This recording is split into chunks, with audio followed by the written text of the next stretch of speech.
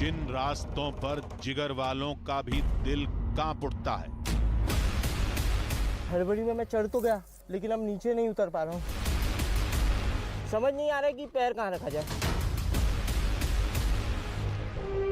जहां जाने वाला जाता है लेकिन वापस नहीं आता। जो आज तक वो कोई वहाँ तक पहुँचा ही नहीं, जो गया जिसने डेयरिंग की वो वापस आए। अभी तक कोई जिंदा वापस नहीं आया। ये वो जगह है जहां से जुड़े हैं हजारों किस्से, कहानियां और दुनिया का सबसे बड़ा रहस्य। ये रहस्य समाया है एक गुफा में, जिसका रास्ता एक भूल भुलैया सुरंग से जाता है।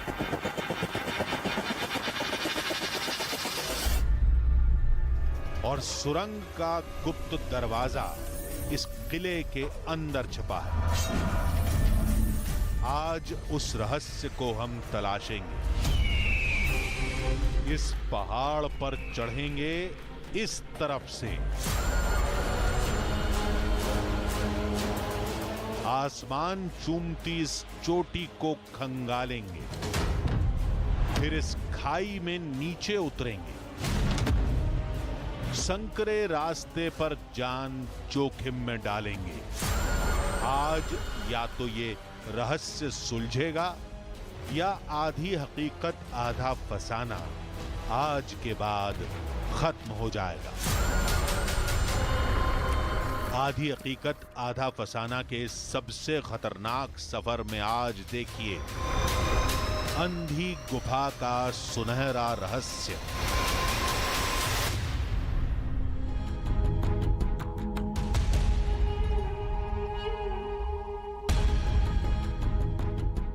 आधी हकीकत आधा फसाना। आज कहानी है भास्कर गढ़ की।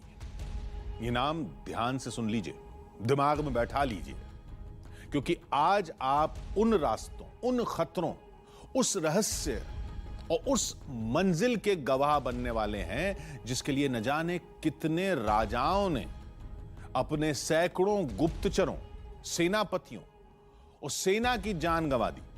लेकिन उन लोगों ने ऐसा क्यों किया, यह समझने के लिए हमें भास्करगढ़ को समझना पड़ेगा। भास्करगढ़ किला महाराष्ट्र के नासिक में, कहते हैं किला इतनी वीरान जगह पर है कि शायद ही किसी दूसरे राजा को उसे जीतने की कोई चाहत होती। उसका कोई बेहद खास सामरिक या रणनीतिक महत्व भी नहीं था, लेकिन उस किले में कुछ ऐसा था जिसे हर राजा हासिल करना चाहता था, किसी भी कीमत पर। आपको लग रहा होगा कि खजाना होगा, नहीं, वो खजाना नहीं है, उससे कहीं बढ़कर है। कहते हैं वो चीज जिसके पास होगी वो दुनिया का सबसे अमीर इंसान बन जाएगा। अब आखिर ऐसा भी क्या है, पहले पता करेंगे फिर हासिल करेंगे।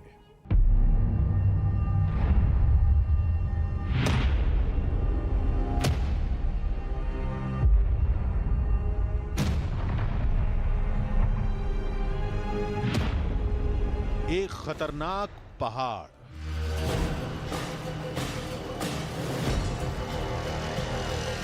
इसी पहाड़ की चोटी पर कभी एक विशाल किला था।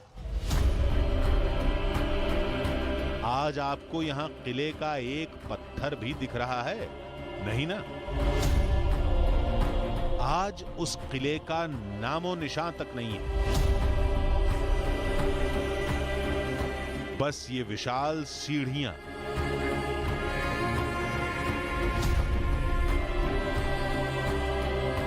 पहाड़ काट कर बनाए गए किले का नक्काशीदार दरवाजा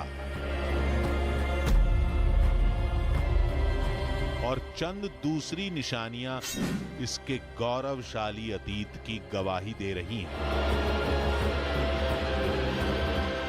कहते हैं हमलावर सेनाओं ने पूरा किला खोद दिया।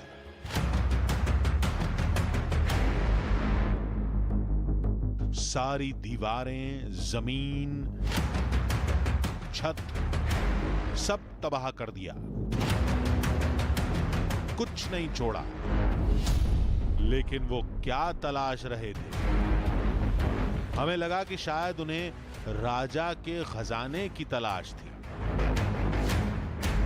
तो लोगों ने कहा कि खजाना तो हर राजा के पास होता है, फिर भारत के सारे किले तबाह क्यों नहीं किए गए? आप यहां की असली कहानी सुन लेंगे तो आप भी वापस नहीं जा पाएंगे। हर एक बच्चे को पता है कि ये कहानी क्या है। अच्छा, बच्चे को? हाँ, बच्चे को और पता कब से है। चली आ रही है? सदियों ये से? सदियों से चले आ रही है। क्या कहानी है? तो ये कहानी क्या है कि वहाँ पे एक यादव का राज था, यानी उनका वो किला था। अच्छा। तो उस टाइम पे कहा यह जाता है कि उनका बहुत अच्छा प्रशासन चलता था। अच्छा। इसलिए उनको जो कुलदेवी उनको बोलते कि वो प्रसन्न हुई थी और उन्होंने उनको वरदान में वो एक ऐसा पेड़ दिया था। अच्छा। जिसको इधर लोकल भाषा में हम परिस बोलते हैं। परिस मालूम है, जब परिस को किसी भी चीज को लगाया तो वो सोने में बदलाव हो जाता अच्छा, है। पारस मणि की बात आप कर हाँ, रहे हैं। परिस जो पेड़ है, हाँ। हाँ, वैसा पेड़ वो उस किले में है। वो पेड़ पारसमणि की तरह है। हमने पारस पत्थर या पारस मणि के बारे में सुना था। वो पत्थर जिसके बारे में कहा जाता है कि उसके छूने से लोहा सोने में बदल जाता है। लेकिन यहां तो लोग पूरे पारस पेड़ के होने का दावा कर रहे थे। ऐसी कहानी पर यकीन नहीं किया जा सकता। हमने ये कहा तो लोगों ने पारस पेड़ का प्रत्यक्ष प्रमाण मिलने की एक घटना सुनाई। कहानी नहीं, मतलब वो सही कहानी है। वो उधर के आजू बाजू के लोग जो थे ना, वो गए थे, ऐसे घूमने गए थे। तो रात को जो कंदमूल खोदने जाते, तो उन्होंने अपने वो खोदने के लिए कुछ हथियार लिए थे। हमारे यहाँ पार बोलते हैं उनको। तो वो लेके गए थे। तो रात को जब वो ऐसे घूमते थे वो उसके आजू बाजू में, जब वो रात घूम के जब घर आए वो उनका काम करके, तो जो उनके हाथ में पार थी वो सोने की हो गई थी। अब थी तो ये भी एक कहानी। हमने कहा कि अगर ये सच है तो उन लोगों से मिलवा दीजिए। उनको वो कहानी मालूम थी, तो उनको कहीं किधर हुआ ये वो ख्याल में नहीं आया। खाली कहानी मालूम थी कि वो वही पेड़ का ही कुछ पत्ता या कुछ लगाए इनको। तो वो ढूंढने गए। फिर जो 4 जन थे उनमें से 3 की डेथ हो गई, रस्सी टूट के या कोई ऐसा कुछ प्रॉब्लम हो गया उनका। जो आज तक वो कोई वहाँ तक पहुँचा ही नहीं। जो गया, जिसने डेयरिंग की, वो वापस आया ही नहीं। न मशहूर होने की ख्वाहिश, न कोई और लालच। इस शख्स के पास झूठ बोलने की कोई वजह नहीं थी।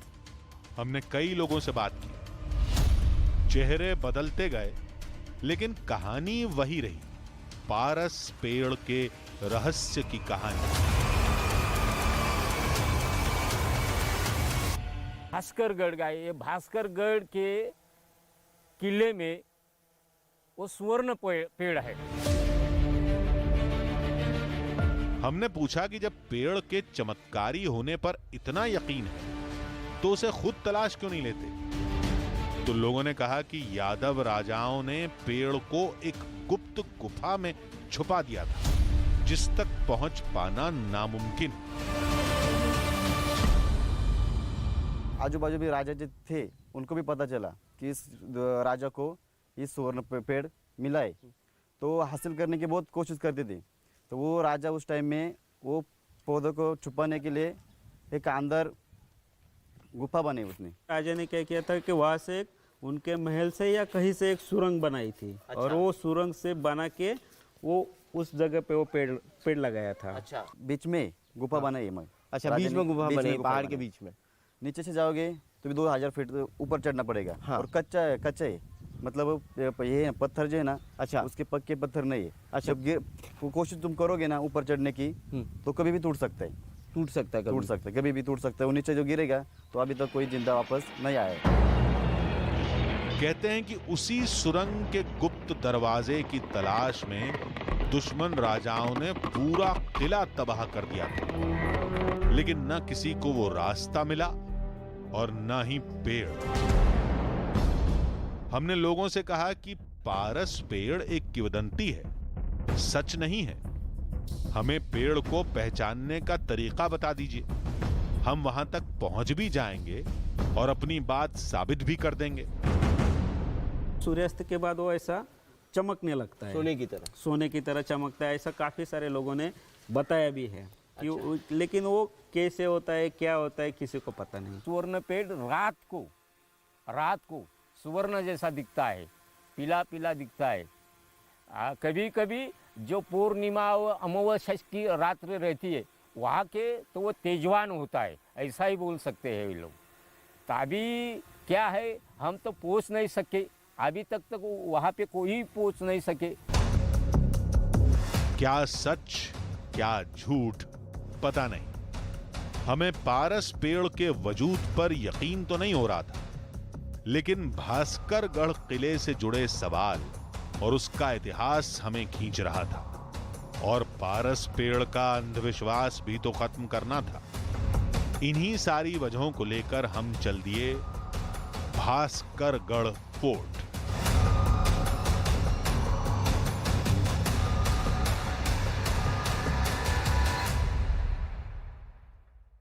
क्या आपको पारस पत्थर की तरह सोना बनाने वाले चमत्कारी पारस पेड़ के होने पर यकीन है? जाहिर है नहीं होगा, हमें भी नहीं था। लेकिन ऐसा शक करने वाले हर इंसान से यहां के लोग चंद सवाल पूछते हैं, जो हमसे भी पूछे गए। वही हम आपसे पूछते हैं, क्या वाकई ऐसा पारस पेड़ हो सकता है? अगर नहीं तो सैकड़ों साल तक अलग अलग राजवंश भास्करगढ़ में क्या तलाशते रहे? एक बंजर वीरान जगह पर खड़े किले पर हमले क्यों करते रहे? वो सेनाएं ऐसा क्या तलाश रही थीं कि उन्होंने विशाल किले के हर कमरे, हर दीवार को गिरा दिया? क्यों आज भी लोग वहां सोना मिलने का दावा करते हैं? आज भी गुफा तक जाने के लिए जान जोखिम में डालते हैं। और वो कौन सा पेड़ है जिसे लोगों ने दिन में हरा और रात में सोने सा दमकता देखा है? क्या वो कोई विशेष तरह का पेड़ है जिसे लोग पारस पेड़ मान बैठे हैं? अब जो भी है, वहां कुछ तो बहुत रहस्यमयी है।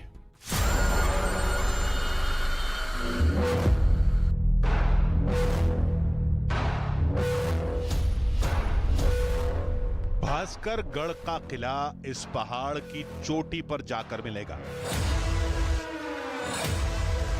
और वहीं पर कहीं मिलेगा वो रहस्यमयी पारस पेड़। रास्ता बहुत उलझा हुआ और खतरनाक था। भटकने से बचने के लिए हमने पूरे रास्ते का एक मैप बनाया। सबसे पहले हमें पहाड़ के टेढ़े मेढ़े और खतरनाक रास्तों पर करीब 2000 फीट की चढ़ाई करनी होगी। वहां से 1500 फीट की सीधी खड़ी चढ़ाई करनी पड़ेगी। उसके बाद पहाड़ का लंबा चौड़ा शीर्ष आएगा। यहीं पर कभी किला था। पूरे पहाड़ पर बिना जानकारी के गुप्त रास्ता तलाशना मुश्किल होगा, इसलिए हम फिर से सैकड़ों फीट के खड़े पहाड़ी हिस्से में नीचे उतरेंगे। बीच के संकरे रास्ते से गुजरते हुए गुफा तलाशेंगे, फिर ऊपर जाकर सुरंग का गुप्त दरवाजा खोजेंगे और पारस पेड़ का रहस्य सुलझा देंगे। आधी हकीकत आधा फसाना की टीम ने पूरी तैयारी के साथ चढ़ाई शुरू की।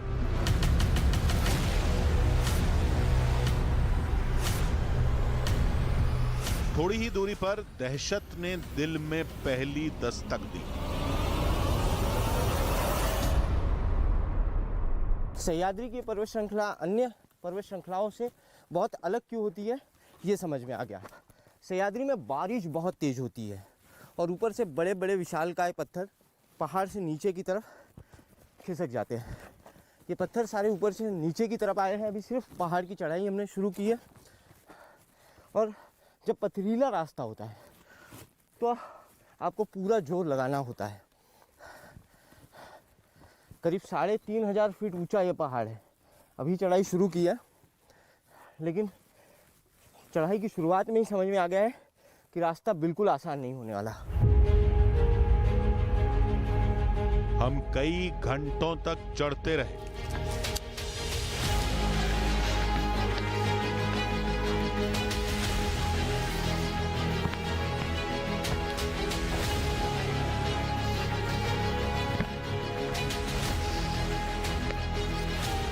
लेकिन रास्ता तो जैसे खत्म होने का नाम ही नहीं ले रहा था।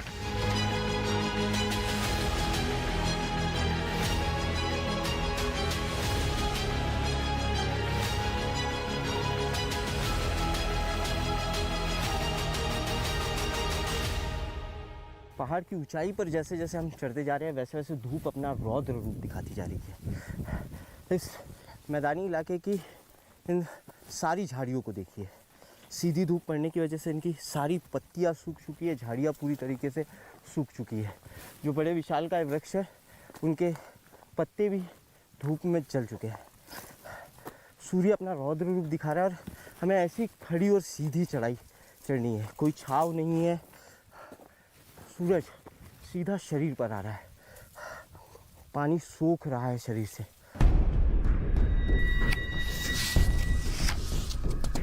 पहाड़ के पथरीले टेढ़े मेढ़े और खतरनाक रास्तों पर चलते हुए आखिरकार हम अपने पहले पड़ाव पर पहुंच गए।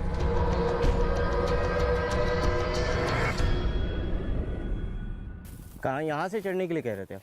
यहाँ से सीधा खड़ा चढ़ना होगा। सीधा सीधा। कितने फीट की ऊंचाई पर अभी हम लोग आ गए होंगे इस वक्त? अभी तो अब यानी 3500। 1500। अच्छा, 1500 3500 फीट की ऊंचाई है। हाँ। अच्छा, इस वक्त हम लोग 2000 में आ गए हैं और 1500 सीधा ऐसा खड़ी चट्टाने हैं। हाँ। देखिए यही मेरा पैर फिसल रहा है। चलो तो अभी तैयारी करो। यहाँ से यहाँ से जो है कि फिर बिना रैपलिंग का तो कोई सामान नहीं है, बिना यानी अब रस्सी नहीं या कुछ तो बिना रस्सी तो ऐसा ही पकड़ पकड़ के अच्छा चढ़ाई करना पड़ेगी। उनको पकड़ के चढ़ना पड़ता है। संभाल संभाल के। ठीक। अभी पाँव फिसल गया तो अपनी जान निकल जाएगी।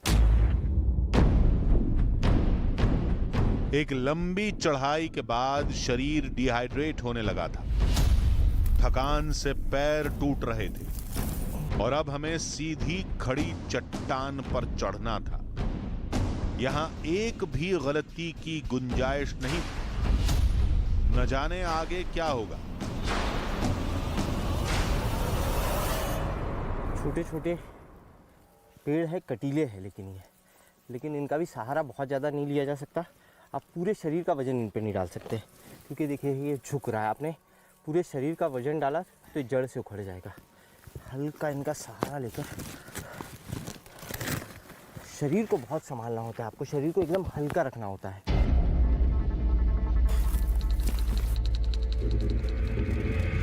इसी तरफ चढ़ना है। आज तक कोई इन रास्तों से चढ़कर ऊपर नहीं पहुंच पाया।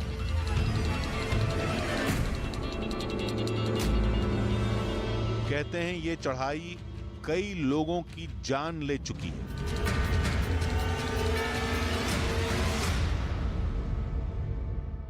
यहाँ से चट्टानें स्लिपरी है। यहाँ आपको दरार तो है पैर रखने के लिए, लेकिन यहाँ से बारिश के समय काफ़ी पानी रिसता होगा और उसकी वजह से फिसलन है। काई सूख चुकी है, लेकिन जैसे ही काई पर आप पैर रखते हैं काई आपको नीचे की तरफ फसला देती है। यहाँ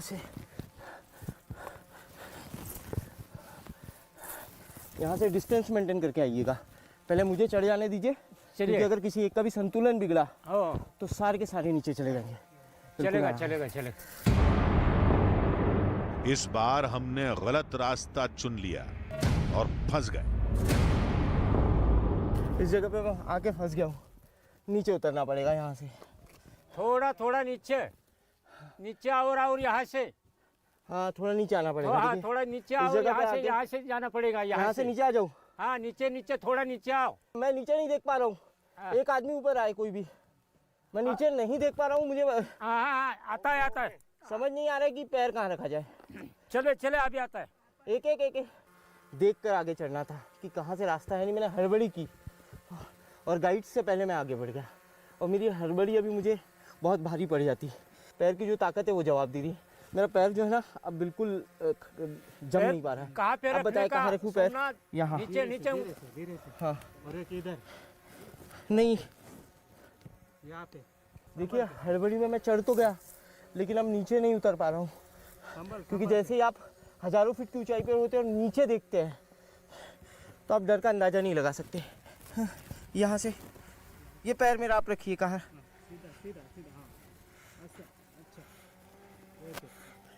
नहीं, धीरे धीरे धीरे धीरे। जमीन कहाँ है? हो, ये हड़बड़ी जान पे बनाती है अभी। ज्यादा जोश दिखाएंगे तो मारे जाएंगे। पारस पेड़ के रास्ते को शायद इसीलिए लोग मौत का सफर कहते हैं। अब हमें हर कदम और सावधानी से रखना पड़ेगा। इस खाई को देखिए नीचे, 2500 फीट की खाई है नीचे। करीब 500 फीट की चढ़ाई अभी हमने तय की और 1000 फीट इसी तरीके से खड़ी चट्टानों को और चढ़ना है। यहाँ फिर अब संभाल संभाल के रास्ता, जी जी पैर संभाल के। डर जो होता है उसका असली अनुभव मुझे आज हुआ है। फिसलती चट्टानें, इस तरीके के छोटे छोटे पत्थर पूरे इस पैच में फैले हुए हैं। इन पे जैसे ही आप कदम रखेंगे ये आपको नीचे की तरफ फिसला देंगे। कमजोर पेड़, हम जिस चीज को भी सहारा बनाते वो ही हमारा साथ छोड़ देती।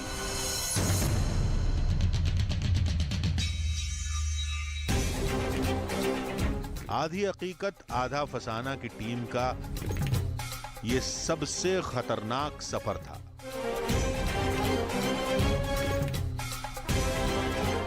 हर कदम पर मौत का खतरा था।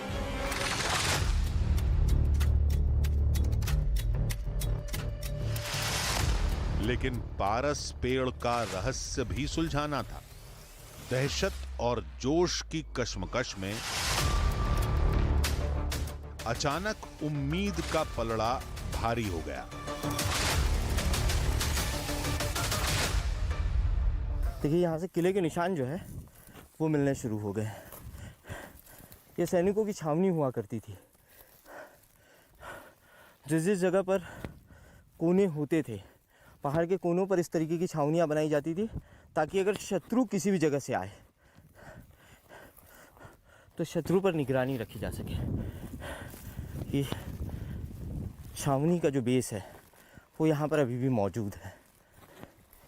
3500 फीट की ऊंचाई पर इस वक्त हम लोग मौजूद है।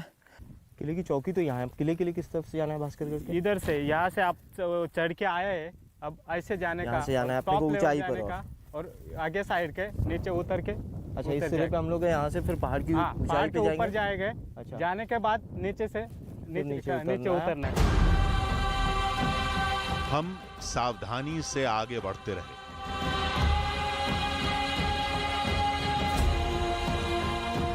थोड़ी चढ़ाई के बाद सफलता की पहली सीढ़ी आंखों के सामने थी। रहस्य में भास्करगढ़ के किले के अंदर जाने के लिए सीढ़ियाँ यहीं से शुरू होती है।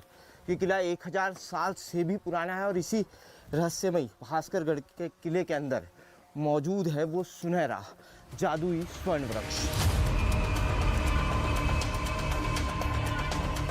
करीब 1500 साल पहले ये सीढ़ियां पहाड़ को काटकर बनाई गई थी।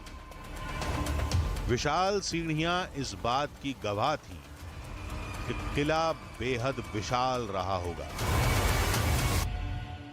भास्करगढ़ का ये किला कितना विशाल का है, इसका अंदाजा उसकी इन सीढ़ियों से लगाया जा सकता है। इसके प्रवेश द्वार में हजारों आदमी जो है एक साथ इन सीढ़ियों से चल सकते हैं।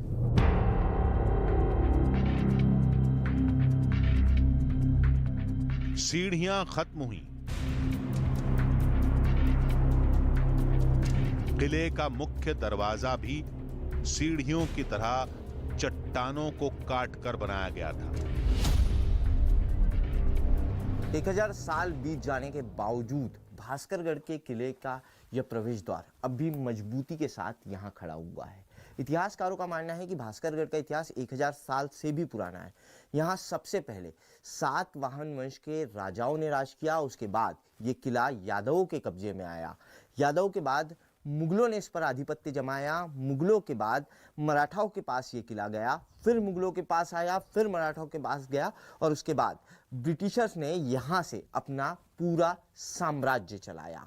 1000 साल का इतिहास तो इतिहासकारों के पास है, लेकिन उसके पहले इस किले का निर्माण किसने करवाया, कब करवाया, इसकी जानकारी इतिहासकारों के भी पास नहीं है। कहते हैं पारस पेड़ की वजह से किला हमेशा दुश्मनों की निगाह में रहता था, इसलिए किले का मुख्य गेट बेहद छोटा बनवाया गया था ताकि हमलावर सैनिक एक साथ बड़ी संख्या में दाखिल न हो पाए और उन्हें खत्म करना आसान हो जाए। भास्करगढ़ के इस प्रवेश द्वार के अंदर आने के बाद अब इसकी इमारत थोड़ी जीर्ण शीर्ण हो जाती है। यहाँ तक तो भास्करगढ़ का किला अब भी खड़ा हुआ है। यहाँ पर सैनिकों के बैठने की जगह थी ताकि कोई हमला करे तो सैनिक उसे रोक ले। सीढ़ियों को पार करके हम पहाड़ की चोटी पर पहुंच गए। बेहद अद्भुत और खूबसूरत नजारा था। ऐसा लगा जैसे पहाड़ के ऊपर ठीक बादलों के पास एक विशाल जमीन का टुकड़ा रख दिया गया हो। सोचिए इस पूरी जमीन पर कभी भास्करगढ़ का विशाल किला रहा होगा। पारस पेड़ का गुप्त दरवाजा तलाशने के लिए दुश्मनों की फौजों ने पूरा किला गिरा दिया। धीरे धीरे किले के अवशेषों को मिट्टी, घास और खरपतवार ने ढक दिया। किले का इतिहास खून से भीगा था, लेकिन अभी इतिहास पर शोक मनाने से ज्यादा जरूरी हमारे लिए कुछ और था। किले के इस ऊपरी हिस्से की तरफ हम आ गए हैं। कहते हैं कि यहीं से यादवों ने एक सुरंग बनाई थी जो सीधी उस गुफा में जाती है। बहुत विशालकाय जगह है ये किले की। इस जगह पे सुरंग ढूंढ पाना पहाड़ में सुई ढूंढने की बराबर है। हम काफी देर तलाशते रहे, लेकिन हमें कोई रास्ता नहीं दिखा। भास्करगढ़ के किले का ये स्ट्रक्चर है। इस तरीके के कई स्ट्रक्चर पहाड़ के ऊपरी हिस्से में है जहाँ पर मिट्टी समा चुकी है, कहीं पानी भर चुका है। अब ऐसे में गुफा तक जाने वाली सुरंग कहाँ है? आप मेरे सामने वाले पहाड़ को देखिए। जितना ये पहाड़ है इसकी लंबाई यहाँ से लेकर वहाँ तक देखिए। इस सामने वाले पहाड़ से करीब दुगना बड़ा ये पहाड़ है और ऐसे में इतने बड़े पहाड़ के ऊपरी हिस्से में किसी एक छोटी सी सुरंग को खोजना पहाड़ में सुई खोजने के बराबर है। आधी हकीकत आधा फसाना की टीम एक बार फिर मौत से मुकाबला करने निकल पड़ी। हमने सीधी सपाट खाई में उतरना शुरू किया। एक बार भी पैर फिसला तो ये खाई हमारी जान ले लेगी। खाई का आधा रास्ता तय करने के बाद हम पहाड़ के बीच बने एक संकरे रास्ते पर थे।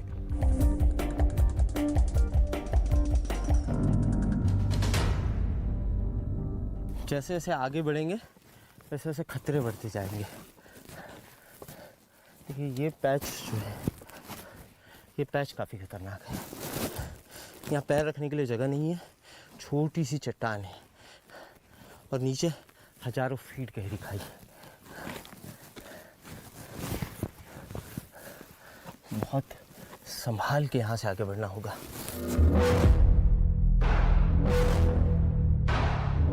खतरा कम हुआ लेकिन खत्म नहीं हुआ था।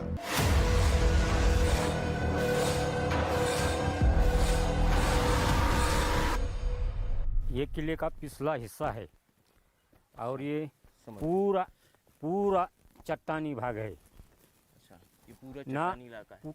पूरा है आणि पूरा ये 1000 फुट चट्टानी भाग है। ऊपर से कोई नीचे नहीं आ सकता आणि नीचे से कोई ऊपर ना आ सकता। और यहाँ से पूरा ये खाई है, ये पूरी 1000 फीट की है और ये 1000 फीट की है। एंड ऐसे बीच में ये चट्टानी के बीच में वो स्वर्ण पेड़ है। देखिए स्वर्ण पेड़ को लेके जो इंटरेस्टिंग कहानी अभी तक चली आ रही है, हजारों साल पहले से राजा ने पेड़ को यहाँ से लगाया। ऊपर से एक सुरंग है जो आती है सीधी उस गुफा के अंदर जहाँ पर वो रहस्यमय पेड़ मौजूद है। यहाँ से रास्ता देखिए, ये इतना खतरनाक रास्ता है कि यहाँ से आप आगे बढ़ने के बारे में 4 बार सोचेंगे। यहाँ तक पैर रखने की जगह है, आगे पैर रखने की भी जगह नहीं है, आपको बहुत संभल कर चलना होगा।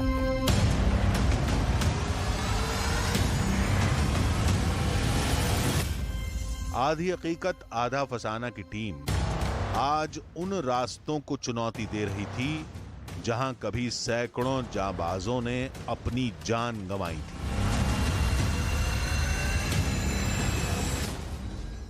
पतली सी चट्टान है और उसी पर आपको चलना है यहाँ से। आप इस तरफ मुड़ के नहीं चल सकते, यहाँ से बहुत संभल के आइएगा। शरीर को इस तरीके से मोड़ लीजिए, थोड़ा डिस्टेंस बना के चलिएगा। देखिए नीचे जो है कुछ संभाल के इन चट्टानों पर पकड़ भी नहीं बनाई जा सकती। अगर ज़्यादा ताकत से आप इन चट्टानों को पकड़ते हो तो टूट जाती है।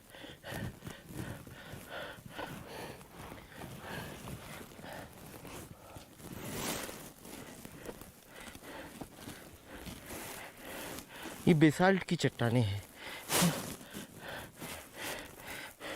ऊपर इनको पकड़ते ही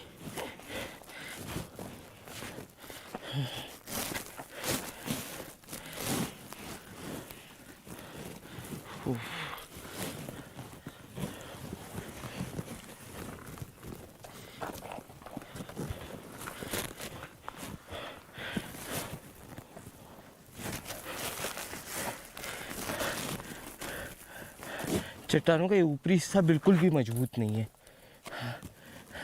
यहाँ पर आप पकड़ नहीं सकते।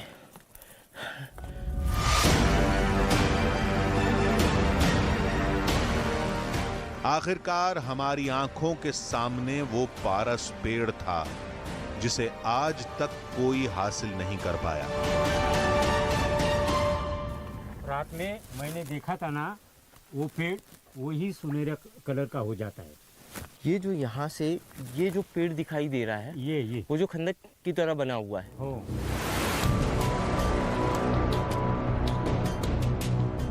ठीक ऊपर पहाड़ के बीच में एक गुफा थी और उससे एक छोटे से पेड़ की पत्तियां झांक रही थी।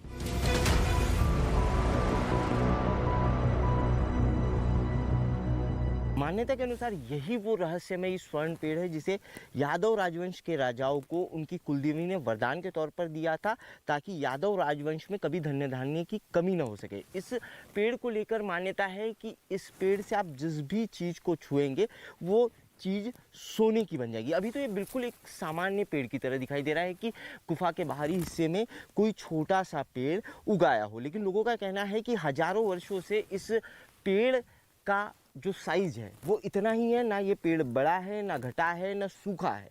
इसको लेकर यही मान्यता है। अभी तो ये बिल्कुल हरा भरा एक सामान्य पेड़ दिखाई दे रहा है।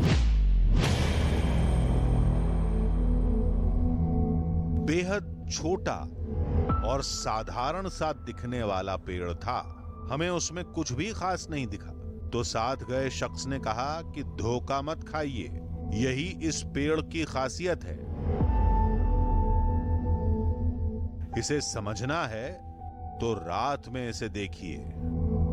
रात में ये पेड़ ऐसा चमत्कार दिखाएगा कि खुद आपकी बोलती बंद हो जाएगी। इस पेड़ का असली चमत्कार होता है सूर्यास्त के बाद। मान्यता है कि सूर्यास्त के बाद ये पेड़ बिल्कुल सुनहरे कलर का हो जाता है, सोने में तब्दील हो जाता है। अभी सूर्यास्त होने को समय है, रात होने को बाकी है, और अभी हम ये देख सकते हैं कि सही में क्या किले के ऊपरी हिस्से से इस गुफा के अंदर आने का कोई रास्ता है, जहाँ से यादव राजा जो है वो इस गुफा के अंदर जाते थे। सूर्यास्त होने के बाद, रात होने के बाद इस पेड़ का चमत्कार दिखेगा। और इस बीच जो समय बचा है, उस समय में हम किले के अंदर से जो गुफा तक जाने के लिए सुरंग बनाई है, उस सुरंग को ढूंढ लेते हैं। हम फिर से पहाड़ के ऊपर गए। ठीक गुफा के ऊपर माना जाता है कि गुफा के ठीक ऊपर सुरंग का रास्ता है।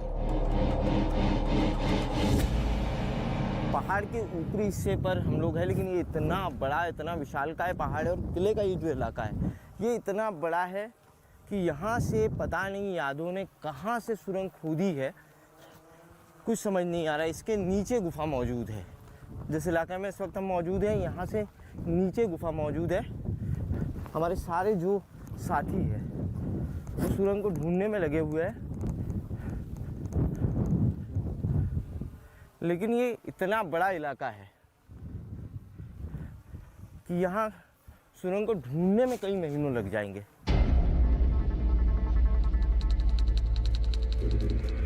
नामुमकिन लग रहा था, फिर भी हमने एक और कोशिश की, लेकिन गुफा का रास्ता शायद किले के मलबे के नीचे दबा था।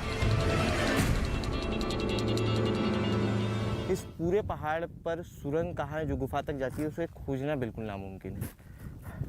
यहाँ से बिल्कुल नीचे नहीं उतरा जा सकता। यह हमारे बस की बात नहीं है। यहाँ से उतरना हम लोगों के बस की बात नहीं है। प्रोफेशनल जो ट्रैकर्स होते हैं वो ही यहाँ से उतर सकते हैं। शाम ढलने लगी थी, अब हमें रात होने का इंतजार था। कहते हैं रात में वो पेड़ सुनहरा हो जाता है। थोड़ी देर में साफ हो जाएगा कि पारस पेड़ हकीकत है या फसाना।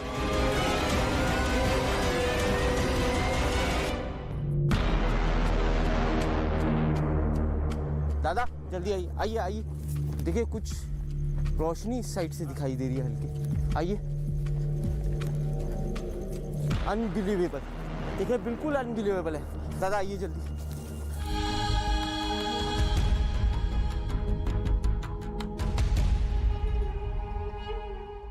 आतंकियों के हमले में उनके जवानों की मौत हुई। आईएमएफ से पाकिस्तान को लगा बड़ा झटका। आईएमएफ ने अर्जेंटीना को 5.4 अरब डॉलर का बड़ा राहत पैकेज दिया, लेकिन पाकिस्तान की 1.1 अरब डॉलर की मांग को लटकाए रखा।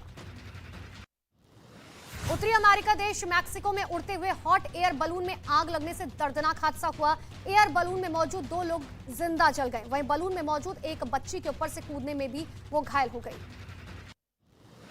ब्रिटेन के डॉवर में खराब मौसम की वजह से लोगों की मुश्किलें बढ़ गई। खराब मौसम की वजह से सड़कों पर भारी जाम लग गया। सैकड़ों लोग कई घंटे तक जाम में फंसे रहे। ब्राजील के हियो ब्रांको शहर में आई भीषण बाढ़ से कई इलाके पानी में डूब गए। हालात इतने ज्यादा खराब हो गए कि लोगों का घरों से बाहर निकलना मुश्किल हो गया। प्रशासन लोगों की मदद में जुटा हुआ है। अमेरिका के अर्केसा राज्य में आए ताकतवर भवंडर ने जमकर तबाही मचाई। भवंडर की चपेट में आने से 4 लोगों की मौत हुई, कई लोग घायल हुए, तो कई घर और स्कूल क्षतिग्रस्त हुए। रेस्क्यू ऑपरेशन अब भी जारी। और आईपीएल 2023 में लखनऊ सुपर जायंट्स ने किया जीत से आगाज। दिल्ली कैपिटल को 50 रन से हराया। मार्कवुड ने चटकाए 5 विकेट।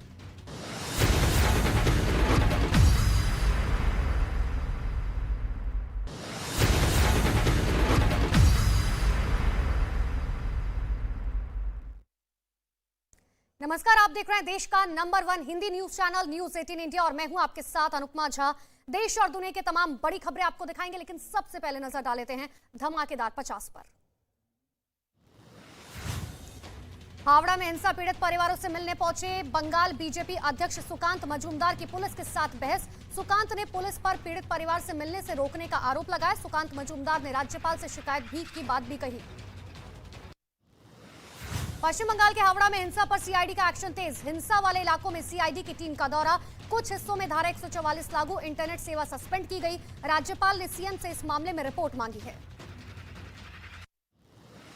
पश्चिम बंगाल के हावड़ा में हिंसा पर बीजेपी ने ममता सरकार पर बोला हमला। हिंसा का वीडियो ट्वीट कर कहा, पुलिस की मौजूदगी में हुई पत्थरबाजी। केंद्रीय मंत्री अनुराग ठाकुर का ममता बनर्जी पर बड़ा हमला। बिहार हिंसा पर केंद्र का बड़ा एक्शन। राज्य पुलिस को सहयोग करने के लिए अर्धसैनिक बलों की तैनाती की जा रही है। अमित शाह ने बिहार के गवर्नर से भी बातचीत की है। बिहार हिंसा की केंद्रीय मंत्री गिरिराज सिंह ने न्यायिक जांच की मांग की। कहा, गजवा हिंद के रास्ते पर चल चुके हैं नीतीश कुमार। बंगाल के तर्ज पर बिहार को ले जाने का भी आरोप लगाया। बिहार में रामनवमी पर हुई हिंसा पर केंद्रीय मंत्री अनुराग ठाकुर का नीतीश सरकार पर बड़ा हमला। कहा, बिहार में जंगल राज लौट आया है। जैसे लालू राज में जंगल राज था, वैसे ही तेजस्वी और नीतीश राज में जंगल राज लौट आया है। बिहार दौरे पर गृह मंत्री अमित शाह पटना में बीजेपी नेताओं से करेंगे मुलाकात। नवादा में करेंगे रैली। धारा 144 लागू होने की वजह से सासाराम में होने वाली रैली रद्द। बिहार के सासाराम और नालंदा में तनाव बरकरार। बिहार शरीफ में 2 समुदायों के बीच हुई फायरिंग। सासाराम में बम ब्लास्ट हुआ, जिसमें कई लोग घायल हुए। बिहार के सासाराम में बमबाजी करने के आरोप में बड़ा एक्शन। पुलिस ने हिंसा करने के आरोप में 26 लोगों को गिरफ्तार किया। सभी स्कूल, सभी कोचिंग सेंटर को 4 अप्रैल तक बंद रखने के आदेश जारी किए गए। बिहार के नालंदा में 2 समुदायों के बीच हुई फायरिंग और हिंसा मामले में 80 से ज्यादा लोग गिरफ्तार। बिहार शरीफ में देर रात कुछ जगहों पर हिंसा की खबर। धारा 144 लागू, उपद्रवियों की पहचान में जुटी हुई है पुलिस। नालंदा में फिर से 2 समुदायों के बीच हुई फायरिंग। गोलीबारी में एक शख्स की गोली लगने से वो बेहद जख्मी हुआ। पटना के अस्पताल में उसका इलाज चल रहा है। इलाके में गोलीबारी के बाद तनाव। बिहार शरीफ में फायरिंग के बाद प्रशासन के रवैये से पीड़ित परिवार नाराज। रोते बिलखते नजर आया पीड़ित परिवार। का दोषियों को बचाने और पीड़ितों को परेशान करने का आरोप लगाया। बिहार के सासाराम में हुई हिंसा के बाद से लोगों में डर का माहौल बना हुआ है। लोग घर छोड़कर जाने के लिए मजबूर हैं। उन्हें लगता है फिर कोई हिंसा भड़क सकती है और उनकी जान जा सकती है। पश्चिम बंगाल के बर्धमान में बीजेपी नेता राजू झा की गोली मारकर हत्या। 2 साल पहले टीएमसी छोड़कर बीजेपी में शामिल हुए थे राजू झा। मुंबई एयरपोर्ट पर पार्किंग विवाद में मारपीट का मामला आया सामने। प्राइवेट सिक्योरिटी गार्ड्स पर एक कैब ड्राइवर की पिटाई का आरोप। पुलिस ने 6 लोगों को गिरफ्तार किया। दिल्ली के द्वारका इलाके में बदमाशों ने सरेआम एक वकील की गोली मारकर हत्या कर दी। मोटरसाइकिल पर सवार होकर आए थे बदमाश। पुलिस आरोपी की फिलहाल तलाश में जुटी। उत्तर प्रदेश के इटावा में अपराधी और पुलिस के बीच हुई मुठभेड़। एक अपराधी गोली लगने से घायल हुआ। 12 अपराधियों को पुलिस ने गिरफ्तार किया। बिहार के मधुबनी में 2 भाइयों के बीच जमीन विवाद में झड़प हो गई। देखते ही देखते गोलीबारी होने लगी, जिसमें गोली लगने से 3 लोगों की मौत हो गई। 5 लोग गंभीर रूप से घायल। उत्तर प्रदेश के नोएडा में सरेआम गुंडागर्दी का मामला है सामने, जहां सेक्टर 125 के पास कुछ लड़के एक आदमी को सड़क पर गिराकर उसे बुरी तरह से पीटते हुए नजर आए। फिलहाल पुलिस मामले में केस दर्ज कर आरोपी की तलाश में जुट गई है। उत्तर प्रदेश के इटावा में नौकरी से निकालने पर टावर पर चढ़ा आदमी नीचे उतारने के लिए कई घंटों तक पुलिस परेशान रही। महाराष्ट्र के गढ़चिरौली में पुलिस और नक्सलियों के बीच हुई मुठभेड़, जिसमें पुलिस ने एक नक्सली को ढेर कर दिया। पुलिस के एक हेलीकॉप्टर को उड़ाने की साजिश नाकाम। महाराष्ट्र के शिरडी में रामनवमी के मेले में झूला टूटने से हुआ बड़ा हादसा। 8 लोगों के घायल होने की खबर। घायलों को अस्पताल में भर्ती कराया गया। महाराष्ट्र के अहमदनगर में एक टेम्पो बिजली के खंभे से जा टकराया। हादसे का सीसीटीवी फुटेज सामने आया। इस हादसे में 3 लोग बाल बच गए। बिहार के समस्तीपुर में डेकोरेशन की दुकान में आग लगने से मचा हड़कंप। आग में हजारों की संपत्ति जलकर हुई राख। शॉर्ट सर्किट की वजह से लगी थी आग। हिमाचल प्रदेश के कुल्लू में जमकर बर्फबारी। भारी बर्फबारी की वजह से लोग अपने घरों में कैद हो गए। जम्मू कश्मीर के कटरा में माता वैष्णो देवी जाने वाली सड़क पर पहाड़ से बड़े बड़े पत्थर गिरे, जिसके बाद सड़क को कुछ समय के लिए बंद करना पड़ा। जम्मू के रामबन जिले में जम्मू श्रीनगर नेशनल हाईवे पर पहाड़ से गिरे पत्थर, जिसके बाद हाईवे पर आवाजाही बंद की गई। उत्तर प्रदेश के बहराइच से हैरान करने वाला वीडियो आया सामने। गाय पर हमला कर उसे घसीटकर जंगल ले जाता दिखा बाघ। भोपाल में पीएम मोदी ने विपक्ष पर साधा निशाना। कहा 2014 से मेरी छवि को धूमिल करने में जुटे, लेकिन 1.25 करोड़ भारतीय मेरा सुरक्षा कवच बने। सावरकर पर राहुल गांधी के बयान पर केंद्रीय मंत्री अनुराग ठाकुर का पलटवार। कहा वो कभी सावरकर हो भी नहीं सकते। सावरकर ने अंग्रेजों के खिलाफ लड़ाई लड़ी। विदेश में राहुल गांधी की तरह वो छुट्टी मनाने नहीं जाते। दिल्ली सरकार ने हज कमेटी के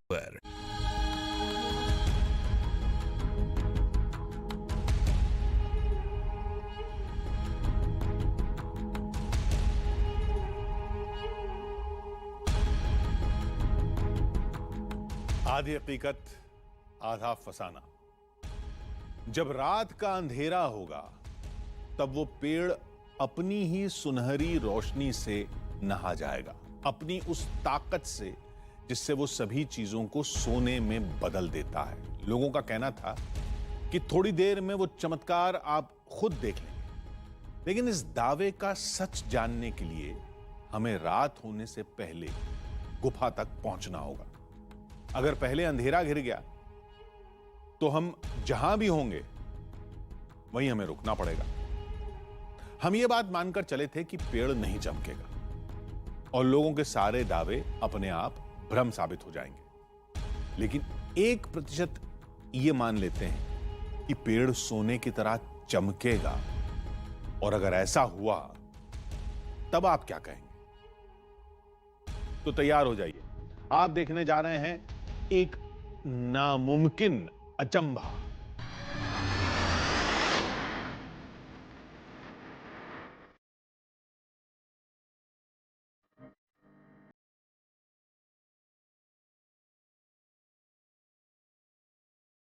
हम फिर से गुफा तक जाने वाले संकरे रास्ते पर थे।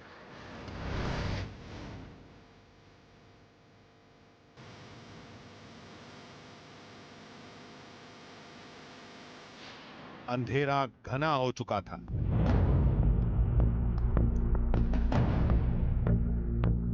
जिसकी वजह से हम रास्ता भटक गए। अब रास्ता कैसे तलाशें, ये सोच ही रहे थे कि तभी हमें कुछ दिखा। दादा जल्दी आइए, आइए आइए। देखिए कुछ रोशनी इस साइड से दिखाई दे रही है हल्की। आइए।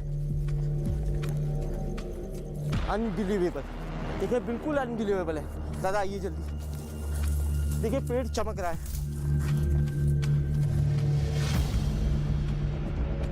पारस पेड़ हमारी आंखों के सामने था। सफेद चांदनी रात में दमकता पीला पेड़। देखिए अनबिलीवेबल है, बिल्कुल अनबिलीवेबल है। हजारों सालों से जो किंवदंती चली आ रही है और जिस किंवदंती को लेकर सालों सैकड़ों सालों हजारों सालों पुराना जो दावा किया जाता है वो हमारे आंखों के सामने है। देखिए उस सुनहरे पेड़ को किंवदंती के अनुसार जो स्वर्ण पेड़ बताया जाता है, लोग जिसके दावे करते हैं होने के, वो हमारी आंखों के सामने है। जो पेड़ हमें कुछ देर पहले बिल्कुल हरा दिखाई दे रहा था, जिसकी पत्तियां हरी थी, अब वो स्वर्ण की तरह हो चुकी है, सोने की तरह हो चुकी है। इस सदी में जहां विज्ञान के पास हर चीज का हल है, उस सदी में ऐसा भी कुछ हो सकता है। कुछ समझ नहीं आ रहा था। तभी हमने एक बात पर गौर किया। पेड़ की पत्तियां पीली नहीं थी, बल्कि पूरा पेड़ पीली रोशनी में नहाया हुआ था, जैसे उस पर कोई रोशनी पड़ रही हो। क्या ये किसी की शरारत थी? लेकिन पेड़ सैकड़ों फीट ऊपर था। उतनी ऊपर तो किसी टॉर्च की रोशनी भी नहीं पहुंच सकती। और अगर कोई हमें गुमराह करने के लिए ऐसा करता भी, तो टॉर्च का सोर्स हमें दिख जाता। बहुत देर तक गौर करने के बाद जब मैं उस पेड़ की तरफ देख रहा हूँ तो कोई रोशनी निकल रही है, मानो ऐसा भी प्रतीत हो रहा है। हम बिल्कुल कंफ्यूज है, मेरे बस में नहीं है कि मैं वहाँ तक पहुँच जाऊँ। नीचे से जाने की जगह नहीं है, ऊपर से आप नीचे नहीं आते, और वो सुरंग भी हमें नहीं मिली जिसके इस किले के अंदर होने का दावा किया जाता है कि एक सुरंग उस गुफा के अंदर जाती है जहाँ ये स्वर्ण पेड़ मौजूद है। रहस्य सुलझने के बजाय और उलझ गया था। अब तो उस पेड़ तक पहुंचकर ही दम लेंगे, लेकिन इसके लिए हमें किसी एक्सपर्ट की मदद की जरूरत पड़ेगी। सह्याद्री का जो इलाका है, यहाँ काफ़ी बड़े बड़े ट्रैकर्स हैं। कल हम कोशिश करेंगे किसी बड़े ट्रैकर से, किसी बड़े रैपलर से कि रैपलिंग के थ्रू यहाँ उतरा अगर जाए, ये पता लगाने की कोशिश करेंगे कि क्या सही में वहाँ कुछ है। हमने पूरी रात वहीं गुजारी।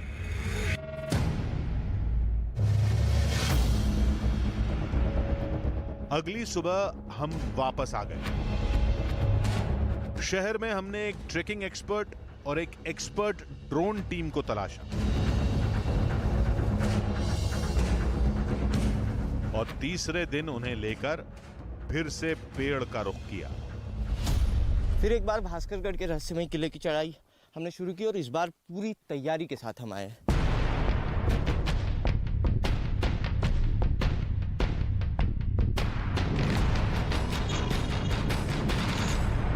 सह्याद्री में क्या डिफिकल्टीज होती है? सह्याद्री में जो है वो रॉक रहता है, सह्याद्री पूरी रॉक की बनी हुई है। अच्छा। तो जो ऊपर के जो चट्टाने रहते हैं उसका ऊपरीला हिस्सा, अच्छा, तो धूप की और बारिश की वजह से बहुत कमजोर होता है। ओके। तो उसमें क्लाइंब करना बहुत डिफिकल्ट होता है, क्योंकि जो पिटोन है उसमें बैठ नहीं जाती। अच्छा, और यहाँ ये- तो आइस है, नहीं तो हम आइस पिटोन यूज करें। पूरा अच्छा, रॉक है, पूरा रॉक है। पूरा रॉक है, तो उसमें जो रॉक पिटोन वही चाहिए। अच्छा। तो जो ऊपरीला हिस्सा है बहुत कमजोर है, और सीधी खड़ी चट्टानें होती सीधी हैं। खड़ी चट्टाने। थोड़ी देर में पारस पेड़ का रहस्य खुलने वाला था। हम ट्रेकर के साथ सावधानी से चढ़ते हुए सीधे किले के ऊपरी हिस्से में पहुंचे।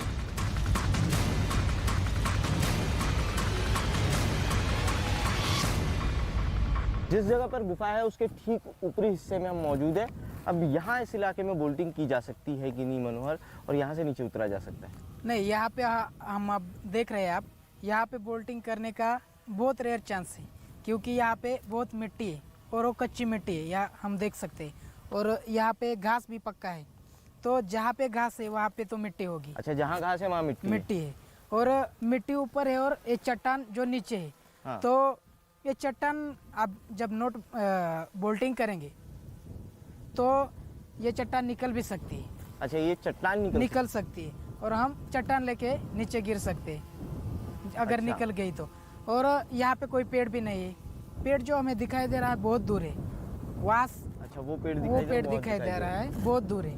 वहाँ से अगर हम रस्सी बांधते हैं और नीचे रैपलिंग करते हैं तो ये बहुत नुकीला जो रॉक है उससे रस्सी कट सकती है, और हवा भी है तो हम सीधे नहीं जा सकते। हवा की वजह से इधर उधर हम होते हैं, तो उधर नीचे तक नहीं जा सकते। पहला प्लान फेल हो गया,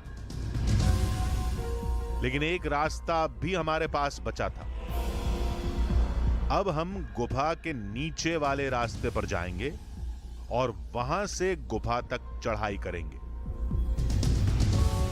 मनोहर देखिए, वो जो पेड़ यहाँ से दिखाई दे रहा है वो पेड़ है, वो जो गुफा दिखाई दे रही है, हमें वहाँ पहुँचना है। देखिए, हम नीचे से ऊपर तक जाने का रास्ता देखते हैं, लेकिन यह जो रॉक है, ये रॉक है, ये पूरा जीर्ण हो चुका है धूप की और बारिश की वजह से। अच्छा। तो हम ऊपर तो नहीं जा सकते, क्योंकि इसमें जो रॉक पिटोन है वो नहीं बैठेंगे, और रॉक पिटोन फिट करते वक्त अगर ये निकल गया तो हम नीचे गिर सकते हैं। अच्छा, ये रॉक पिटोन यहाँ नहीं।